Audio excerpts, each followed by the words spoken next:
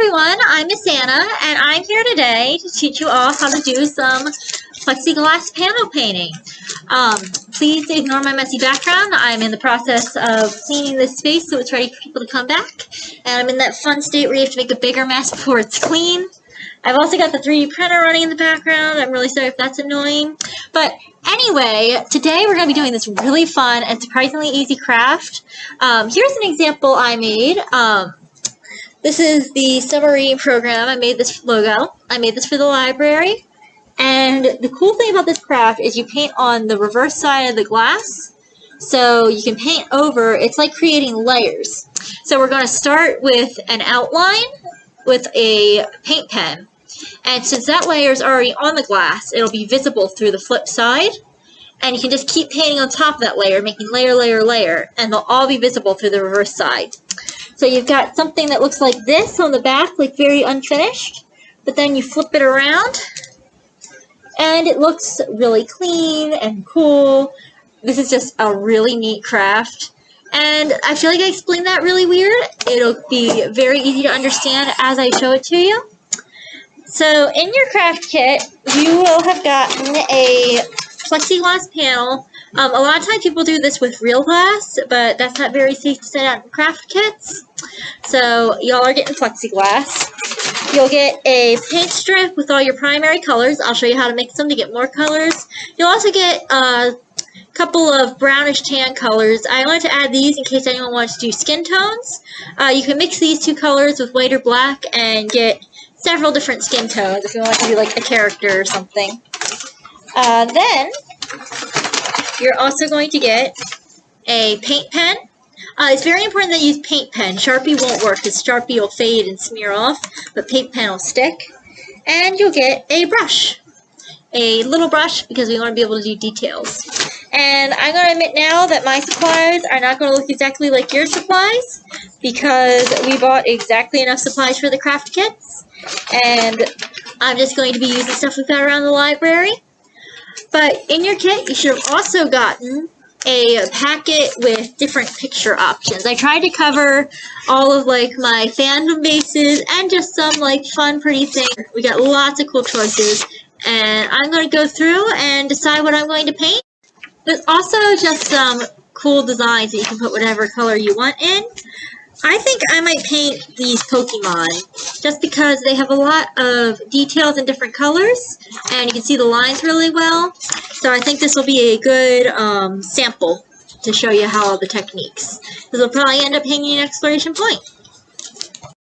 I also want to clarify before we get started that if you have access to a printer, you do not have to do anything necessarily that's in the packet.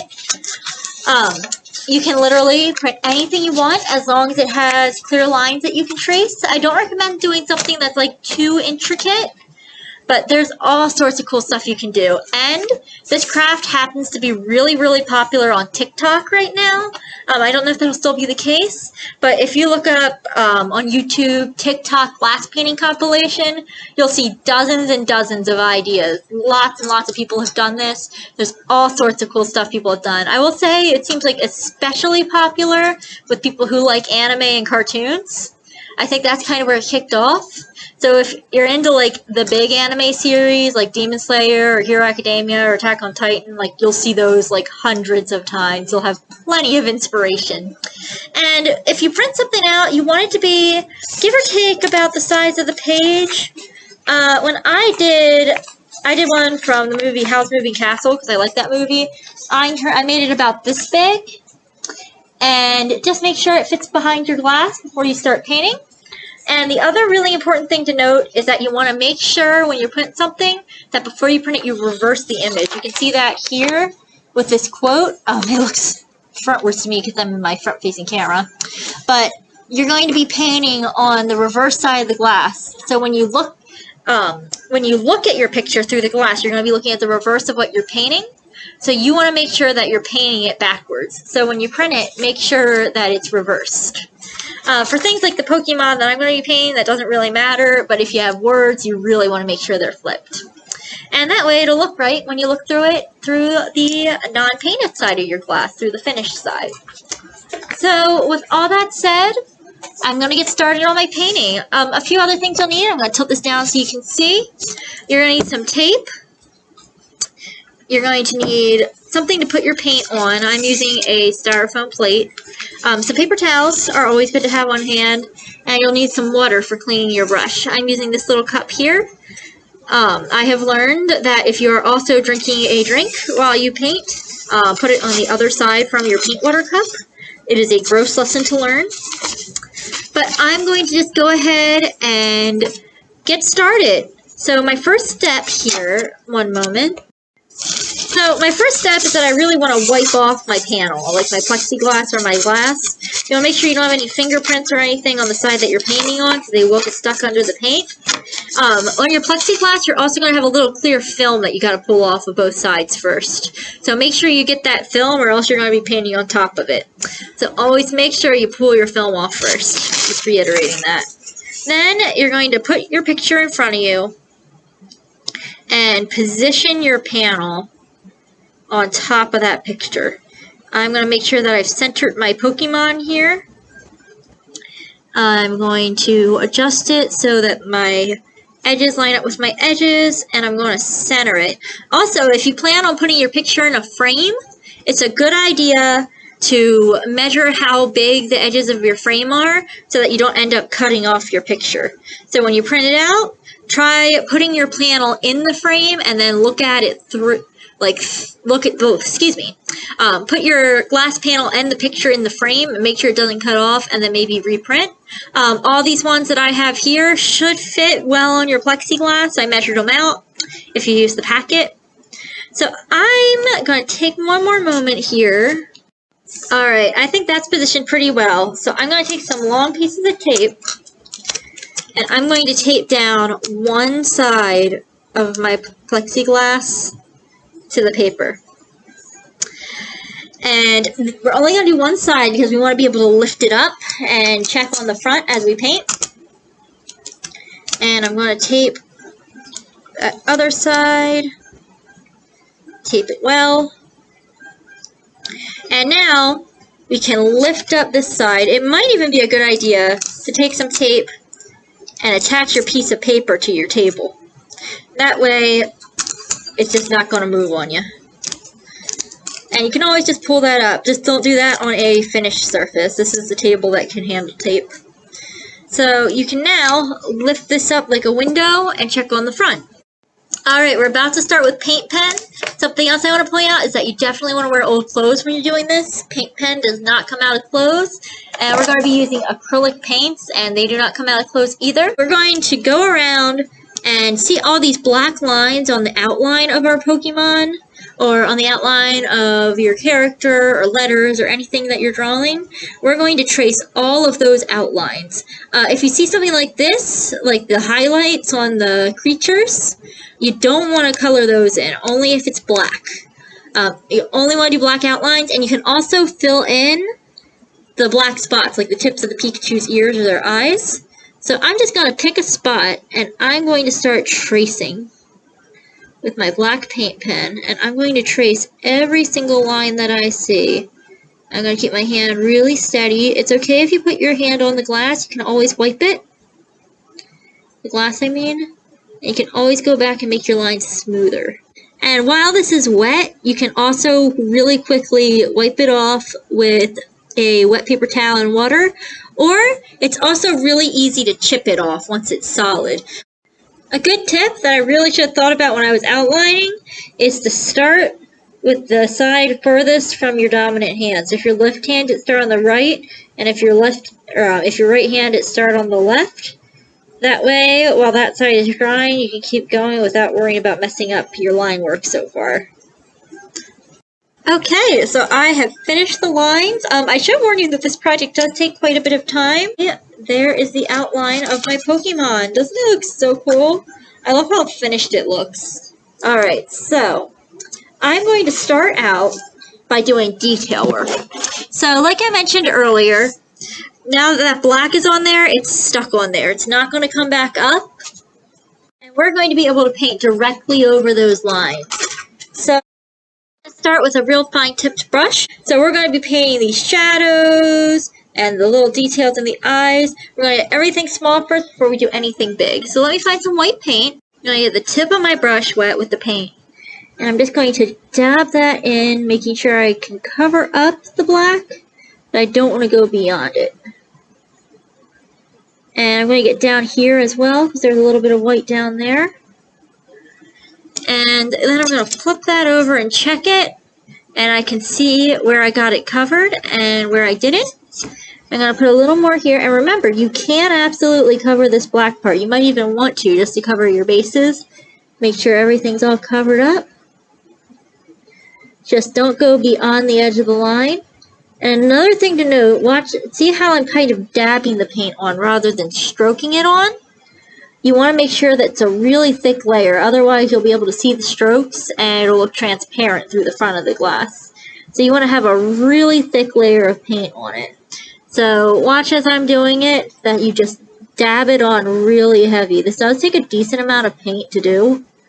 If you run out, they sell the acrylic paint we were using at Michael's, I believe. And I'm just going to finish the white part of this eye. And then I'm going to flip it over and look at the Squirtle. And see, I do have to clean it up a little bit there. But you can see where the black and the white are. So you can see how that filled in. And I think that's really neat. And again, to clean it up, I'm just going to take the edge of my paper towel, get a teeny bit damp in my paint water, and just kind of, you can even do it with your nail. Just swipe at the edge there and wipe it off. I'm going to go along and I'm going to paint every white surface. And since we're doing all these fine details first, they're very easy to just paint right over when we do the big details. So like when I paint this guy orange, I'll just be able to paint over all the shadows because we're going to do those first. So I've gotten the majority of the white done, and now it's time to do a few more of the details. So we're going to do the red on this guy's eyes. We're going to get the Bulbasaur's eyes too, because those are pretty much the same color, and we're going to get the tongues as well. Alright, so now in order to do these pieces, we're going to have to mix some colors. So I got out some red paint and some white, and I happen to have this kind of orangish red. You guys are just going to have regular red, but for purposes of demonstration, I'm going to use this. I'm going to take some white paint, and I'm going to take some of the red paint, and I'm going to mix them together really well, really thoroughly, to make a new color. And I'm going to make a couple versions, just to see what they look like, and to compare them to what I'm trying to make. I just take a bit of the red and mix it in with the white. You just want to kind of stir it. To get lighter, to make colors lighter, you'll use white. To make them darker, you'll use black. So that looks like it might be a little too much. Now, if it's too light, you can go back and add more of your first color. So I'm going to add more of the red. And I don't know if I like how it's turning out, but once we've got it thoroughly mixed, I can paint on my paper plate and see that I've kind of made a light pink. And I think I don't really need a light pink, I need a red. But actually, let's see how that turned out compared to right here. To gauge my colors, I'm going to put one dot. Yeah, that's way too light, so I definitely want a little more of the red in there. So to get rid of the color on my brush, I'm just going to go into my cup here and just swirl it really well. I just cleaned my brush and I'm wiping it off with a paper towel. And I'm going to test this other color that I made since I mixed two.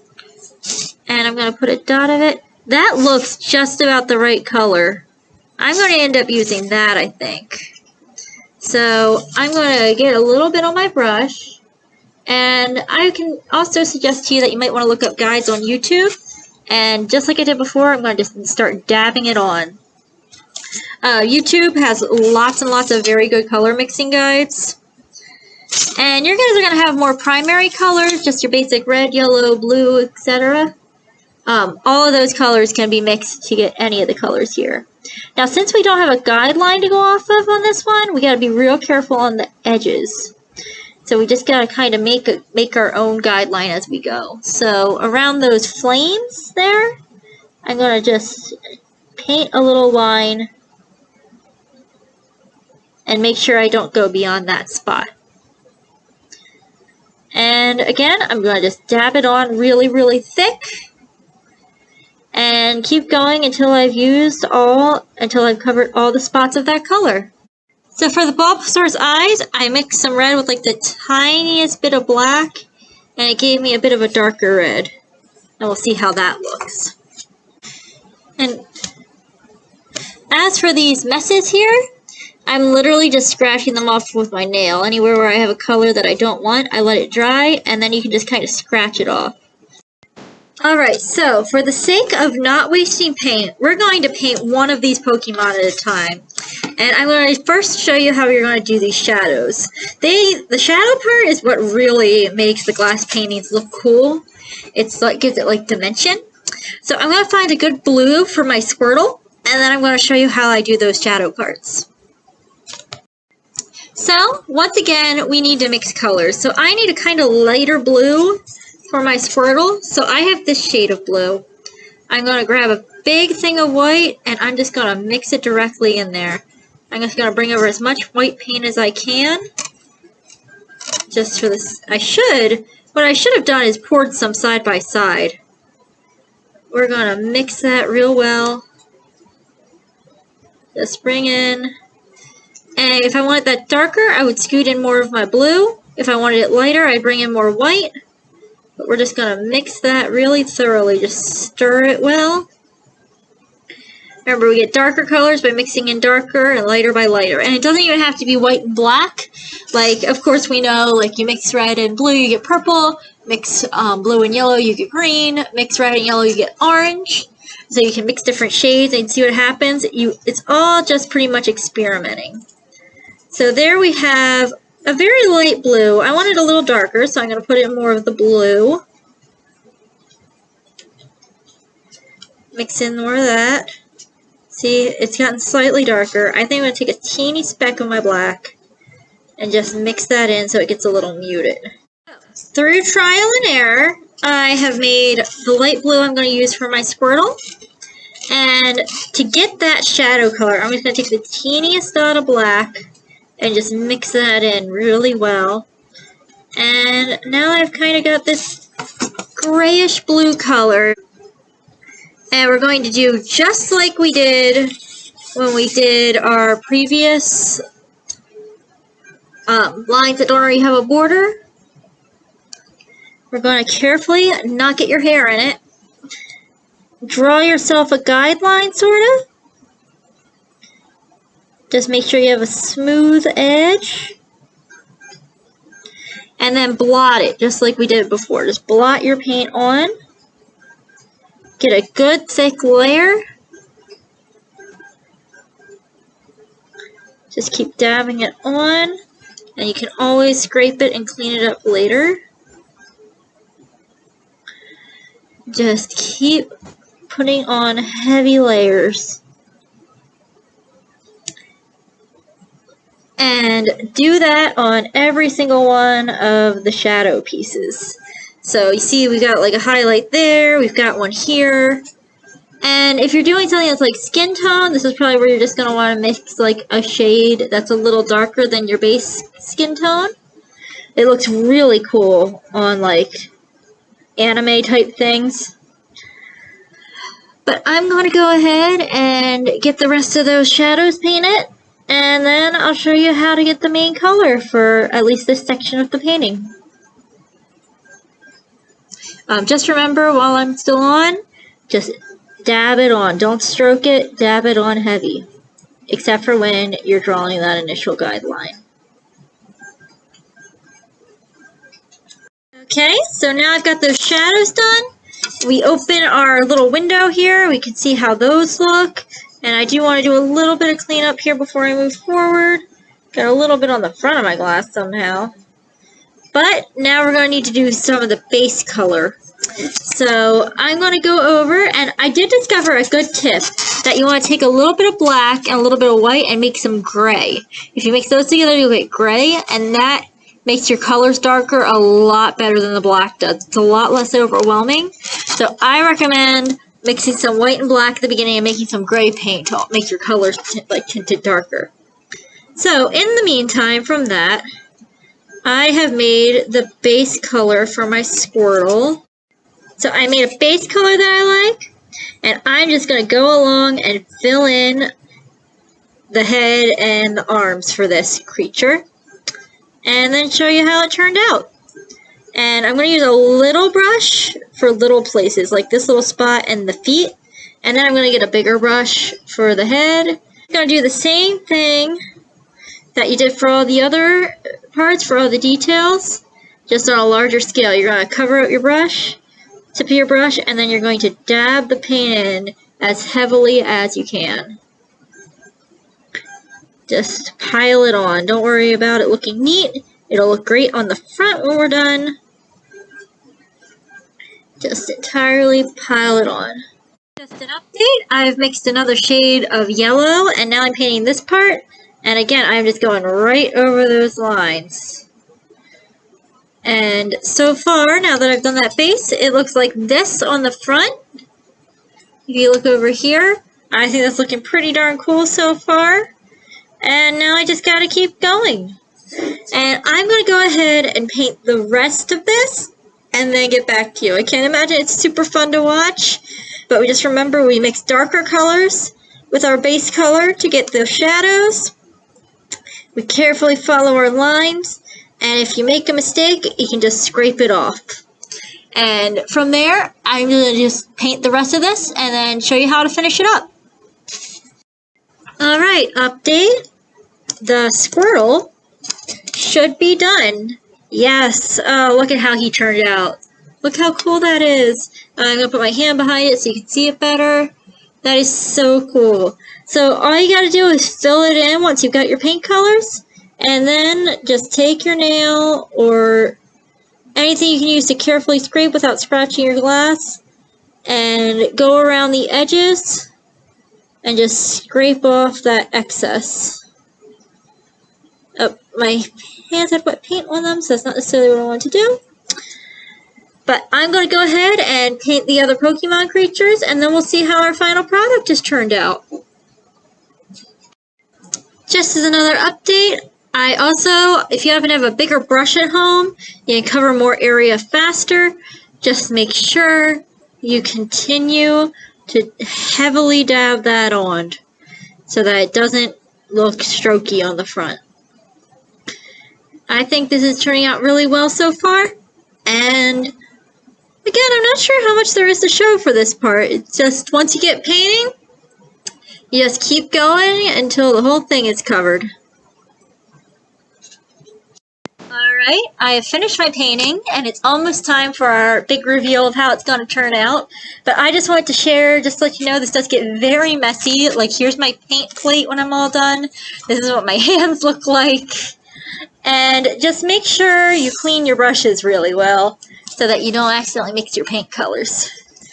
And it's the end of the day, so tomorrow, after my painting has sat to dry for a bit, I will do our big reveal. Okay, it is the next day from filming, and I let my glass painting sit overnight to dry. Here it is. Here's what the side I painted on looks like once I filled in all of my main colors. You can see how it all kind of looks like it blended together. But I'm going to do our big reveal of our painting. So once you're all done and you set it out to dry, you're going to want to just flip it around. Oh, look how cool that looks. Here is my finished glass painting. It's not perfect, but I think it looks pretty cool. And you can also just, if you notice that there's any little gaps, like I've got a little gap somewhere, like right here at the bottom of my Pikachu here, you can go ahead and just fill those in with your paint. And I'm going to bring this up so you can see my face. But this is my finished painting, and you see how cool it looks against like a white wall. You can't really see your glass, so it's just kind of hovering. So the last thing you want to do is take like a paper towel, or if you have a glasses cleaning cloth, I think that's the best, and clean off the front and clean off around your design. Be careful not to like rub off the paint on your design. And now you can display your glass painting. If you have a picture frame, I believe this is just like 8.5 by 11 is how big your plexiglass is. They look really good in picture frames. You want to make sure that you don't get one where you'll be able to see the backing or the stand behind it. I've also seen people put backings on their picture frames. Like I said, how it's really popular with people who like anime and manga and comics. A lot of people take manga or comic panels and put them behind their picture or find some pretty backing paper. And I've also noticed that they just look really good against the wall. You do want to put it against something solid. You'll notice that if I hold it up to the light, you can see my paint streaks. But if I hold it to something solid, it just looks completely finished. So that is how we make a glass painting. Excuse my fingerprints all over this glass. I haven't wiped it off. And I think that's just a really fun craft. It's given me good gift ideas forever. And once you start, you can just print out any picture and get some glass from the dollar store and try it again. So please feel free to email me if you have any questions at all. My email is ajohns@carr.org. And also, I highly encourage you to take a picture of your glass painting and send it to that address. I would love to see what you guys end up painting. If it's something from the packet that's included, if it's something you printed out yourself, if it's your own design, I would love to see what you guys have come up with. So thank you for watching this video. I hope you had fun with the craft. I had fun putting it together. And have a great day. Bye.